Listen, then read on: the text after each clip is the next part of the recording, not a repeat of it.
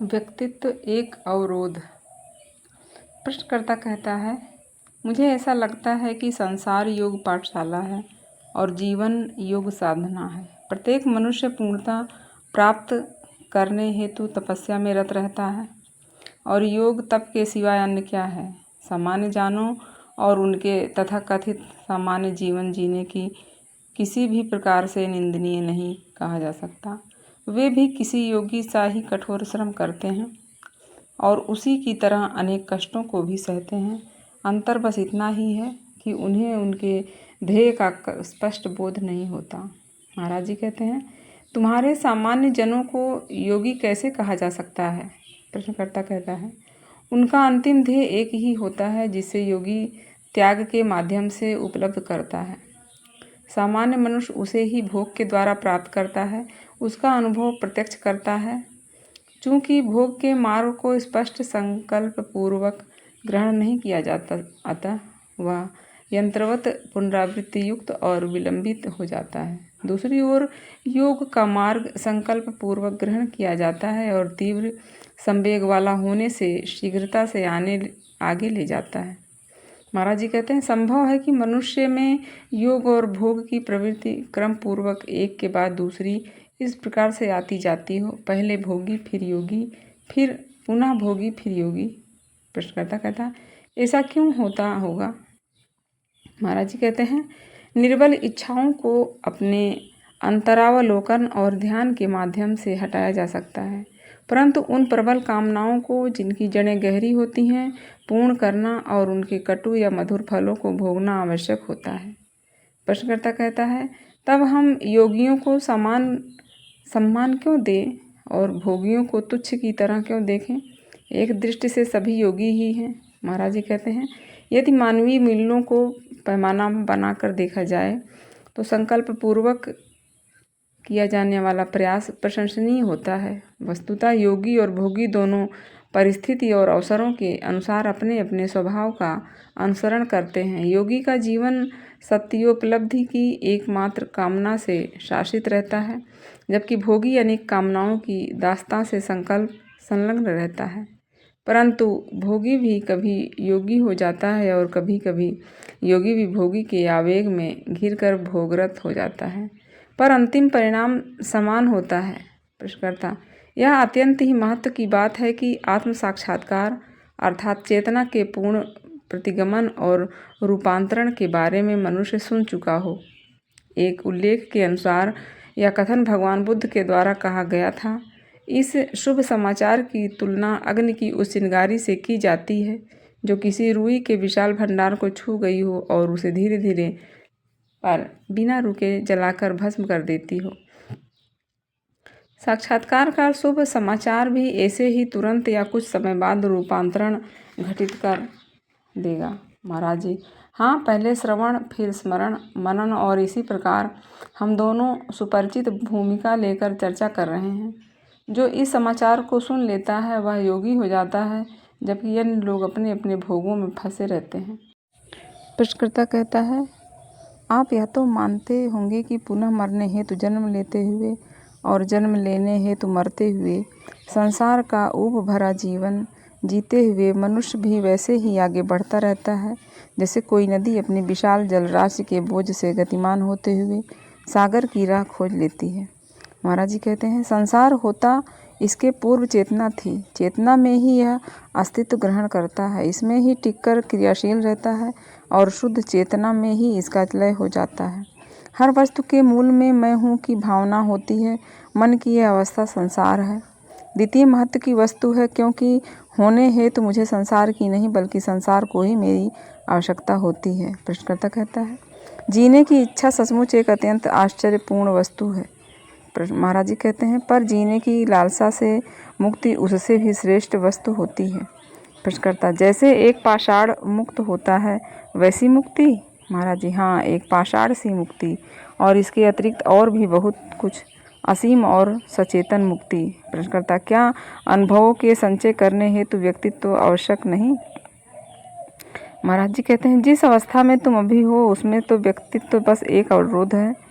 किसी शिशु के लिए अपनी देह से तादात्म्य करना शायद उचित होता हो, परंतु वास्तविक विकास तब है जब हम देह भाव को अपने रास्ते से हटा देते हैं। समानता तो छोटी आयु में ही मनुष्य को देह केंद्रित कामनाओं से ऊपर उठ जाना चाहिए और उस भोगी को भी जो भोगों का निषेध नहीं करता, उन भोगों की लालसा और व्यधिक नहीं रखना चाहिए जिन्हें वह सच चख चुका है। व्यसन पुनरावृत्ति की कामना भोगी और योगी दोनों ही को विनष्ट कर देती है। प्रश्नकर्ता कहता है, व्यक्ति को महत्वहीन कहकर आप उसे निरस्त क्यों कर देते हैं? व्यक्तित्व हमारे अस्तित्व का प्राथमिक तथ्य होता है। जीवन के रंगमंच पर यही तो छाया होती है। महाराज जी कहते हैं, जब तक तुम यह नहीं समझ लेते कि व्यक्तित्व स्मृति पर निर्भर इच्छा प्रेरित अभ्यास मात्र होता है, तब तक अपने आप को एक व्यक्ति के रूप में सोचोगे जो कि जीता है, अनुभवों से गुजरता है, सक्रिय निष्क्रिय होता है, प्रसन्न और दुखी होता है। अपने आप पर प्रश्न उठाओ, स्वयं पूछो, क्या ऐसा है? मैं कौन हूँ इस सब की गहराई में और इस सबसे परे क्या है? और यह जल्दी ही तुम्हें तुम्हारी भूल समझ में आएगी और किसी भी भूल को समझ लेना भर उसे मिटाने के लिए पर्याप्त होता है। कौशल से प्रश्नकर्ता कहता है, कौशल से जीने को जीवन योग को हम निसर्ग योग कह सकते हैं। इस बात से मुझे ऋग्वेद में वर्णित पुरातन योग अधियोग का स्मरण हो आया, जिसे जीवन और मन के विवाह के रूप में वर्णित किया गया है। महाराज जी कहते हैं, विचार पूर्वक पूर्ण बोध में जिया जा रहा जीवन ही निसर्ग योग है। प्रश्नकर्ता कहता है, जीवन और मन के विवाह का क्या अर्थ है? महाराज जी कहते हैं, इसमें सहज बोध युक्त जीवन, प्रयास रहित सचेतन जीवन, अपने जीवन में पूर्ण रुचि लेते हुए जीना, यह सभी सम्मिलित है। प्रश्नकर्ता कहता है, श्री रामकृष्ण परमहंस की पत्नी शारदा देवी अत्यधिक श्रम करने पर उनके शिष्यों को इसके लिए डांटती थीं। वे शिष्यों की तुलना वृक्ष पर लगे आम के उन फलों से करती थीं जिन्हें पकने से पूर्व ही तोड़ लिया गया था। जल्दी क्या है? वे क्या कहा करती, तब तक धैर्य रखो जब तक कि तुम पूरी तरह परिपक्व, रसयुक्त और मधुर ना हो जाओ। महाराज जी कहते हैं, वे कितनी सही बात कहती थीं। ऐसे ही कई हैं जो और भोर को दोपहर समझ बैठते हैं, किसी क्षणिक अनुभूति को पूर्ण साक्षात्कार समझ बैठते हैं और गर्व के आधिक्य में उस अल्प प्राय उपलब्धि को भी नष्ट कर दे बैठते हैं। साधक चाहे कितनी भी उच्च अवस्था को उपलब्ध क्यों ना हो, उसे विनम्रता और मौन अवश्य पालना चाहिए। एक पूर्ण परिपक्व ज्ञानी ही अपने आप को पूरी तरह स्वस्फूर्त होने की छूट दे सकता है। प्रश्नकर्ता कहता, ऐसा ज्ञात होता है कि योग साधना में इस प्रकार की धाराएं भी हैं जिनमें आत्म साक्षात्कार के उपरांत भी शिष्य 7, 12, 15 और कभी कभी तो 25 वर्षों के मौन के लिए भी प्रतिबद्ध होता है।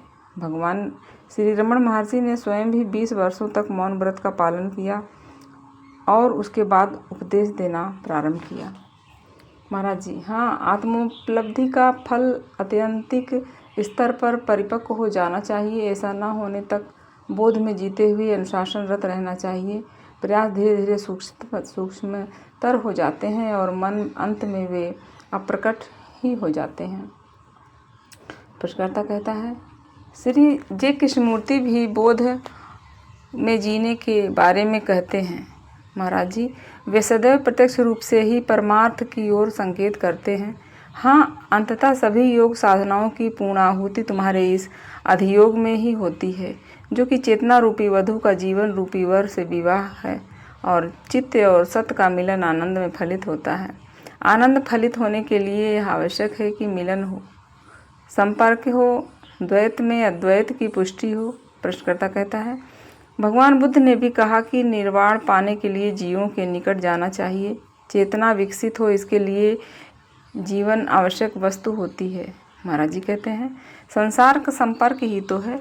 चेतना में प्रत्यक्ष हो रहे सारे संपर्कों की सफलता चित्त का पदार्थ से स्पर्श होते ही चेतना फलीभूत होती है। ऐसी चेतना जब स्मृति और आकांक्षाओं से मलिन हो जाती है तो बंधन बन जाती है, शुद्ध अनुभव नहीं बनता। इच्छा और भय के मध्य फंसा हुआ अनुभव अशुद्ध होता है और कर्म बंधन का कारण बन जाता है। प्रश्नकर्ता कहता है, क्या एकत्व में आनंद संभव हो सकता है? क्या संपर्क और इस प्रकार द्वैत भी अनुभव मात्र की आवश्यक भूमिका नहीं होता? महाराज जी कहते हैं, द्वैत तब तक अनुचित नहीं होता जब तक वह द्वंद्व की उत्पत्ति न करता हो। तृष्णा रहित विविधता और अनेकत्व उल्लास ही है। शुद्ध चेतना ज्योतिर्मयी है। उष्णता के लिए संपर्क आवश्यक है। प्रीति का मिलन सत्य के एकत्व से कहीं बढ़कर है। प्रीति ही द्वैत का ध्येय और अर्थ है। प्रश्नकर्ता कहता है, मैं अपने अभिभावकों की गोद ली हुई संतान हूँ। मेरे अपने पिता को मैं नहीं जानता और मेरे जन्म के समय ही मेरी माता की मृत्यु हो गई थी। मेरे अभिभावक पिता ने मेरी पुत्र विहीन माता की खुशी के लिए मुझे दत्तक पुत्र की तरह स्वीकार कर लिया था। वे एक सीधे साधे व्यक्ति हैं। ट्रक स्वामी और चालक मेरी माता घर की देखभाल करती हैं। अब मैं 24 वर्ष का हूँ। पिछले 2.5 वर्षों से मैं यात्राएं कर रहा हूँ। अशांत और न जाने क्या खोजता हुआ मैं एक स्वच्छ, अच्छा और पवित्र जीवन जीना चाहता हूँ। मैं क्या करूँ? महाराज जी कहते हैं, घर जाओ, अपने पिता के व्यवसाय में सहयोग दो, अपने वृद्ध हो रहे माता पिता की देखभाल करो। जो लड़की तुम्हारी प्रतीक्षा कर रही है उससे विवाह करो। सच्चे बनो, सरल और विनम्र बनो। अपने सद्गुणों को अप्रकट ही रहने दो और शांति से अपने जीवन को बिताओ। 5 इंद्रियों और 3 गुणों को योग साधना की सीढ़ी के 8 सोपान बना लो। और मैं हूँ, यह तुम्हें सचेत रहने वाला महामंत्र ही है। तुम्हारे लिए आवश्यक प्रत्येक बात वे तुम्हें सिखा सकते हैं। ध्यान पूर्ण रहो और अनवरत खोज करते रहो, इतना पर्याप्त है। प्रश्नकर्ता कहता है, यदि अपने जीवन को जी लेना ही मुक्त कर देता है तो सभी क्यों नहीं मुक्त हो जाते? महाराज जी कहते हैं, सभी मुक्त हो रहे हैं। यह महत्वपूर्ण नहीं कि तुम कौन सा जीवन जीते हो, महत्व इस बात का है कि तुम उसे किस प्रकार से जीते हो। मन में आत्मज्ञान की अवधारणा हो, यह सर्वाधिक महत्वपूर्ण है। केवल इतना भी जानना कि ऐसा भी कुछ संभव है, मनुष्य के पूरे चिंतन को परिवर्तित कर देता है। जैसे लकड़ी के बुरादे के ढेर में कोई जलती हुई तीली छुआ दे, यह बस उसी प्रकार से है। सारे महान शिक्षकों ने यदि कुछ किया तो यही किया, कुछ नहीं। सत्य की छोटी सी चिंगारी असत्यों के पर्वतों के भस्म कर सकती है। इसका विपरीत भी सत्य है। सत्य रूपी सूर्य देहाध्यास रूपी मेघ के पीछे छिपा रह सकता है। प्रश्नकर्ता कहता है, आत्मज्ञान के इस शुभ समाचार को लोगों तक पहुंचाना अत्यंत महत्वपूर्ण जान पड़ता है। महाराज जी कहते हैं, इसे सुन लेना भी आत्म साक्षात्कार होने का आशीष है। गुरु से भेंट हो जाना मुक्ति का आश्वासन है और उसकी पूर्णता जीवन प्रदायी और सृजनात्मक होती है। प्रश्नकर्ता कहता है, क्या कोई आत्मज्ञानी कभी विचार करता है, मैं आत्मज्ञानी हूँ? जब लोग उसे विशेष महत्व देते हैं तो क्या वह विस्मित नहीं होता? क्या वह स्वयं को साधारण सा मनुष्य नहीं समझता? महाराज जी कहते हैं, ना तो साधारण और ना असाधारण, वह केवल बोधपूर्ण रहता हुआ गहन स्नेहशक्ति होता है। अपने आप को स्व परिभाषित अथवा स्व तादात्म्य पूर्ण न करते हुए वह प्रमाद रहित होकर देखता है। वह स्वयं को संसार से पृथक किसी वस्तु सा नहीं देखता, वह संसार ही होता है। वह उस धनाढ्य सा है जो अत्यंत समृद्ध है पर अपनी संपदा निरंतर बांटता रहता है। वह स्वयं से ही विमुक्त होता है। उसे निर्धन भी नहीं कहा जा सकता क्योंकि वह प्रचुरता में बांटता है। वह किसी भी प्रकार से संपत्ति रहित भर होता है। इसी प्रकार यदि ज्ञानी अहम शून्य होता है, किसी भी वस्तु से तादात्म्य करने की उसकी क्षमता खो चुकी होती है। ना तो उसका कोई निश्चित पता शेष रहता है, ना ठिकाना। वह स्थान और काल में परे, संसार से परे होता है। वह शब्दों और विचारों से परे है।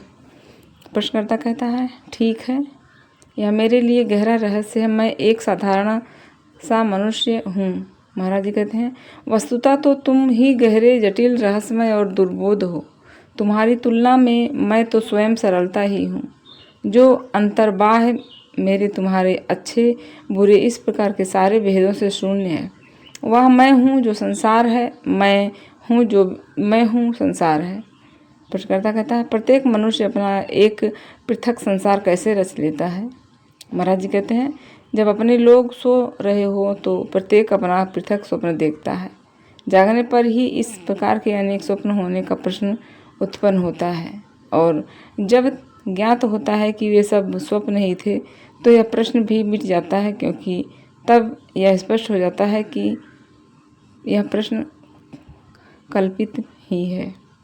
प्रश्नकर्ता कहता है, पर स्वप्नों का भी कोई आधार तो होता ही है। महाराज जी कहते हैं, हाँ, स्मृति में तब भी जिसका स्मरण किया जाता है वह भी एक और स्वप्न भर होता है। मिथ्या की स्मृति मिथ्या के अतिरिक्त अन्य कुछ भी उत्पन्न नहीं करती, पर स्मृति अपने आप में अनौचित्यपूर्ण नहीं होती, मिथ्या होती है। स्मृति में संचित बातें, तथ्यों को स्मरण रखो, मतों को भूल जाओ। प्रश्नकर्ता कहता है, तथ्य क्या है? महाराज जी कहते हैं, कामना और भय से अप्रभावित रहते हुए शुद्ध चैतन्य में होने वाला संवेदन तथ्य होता है।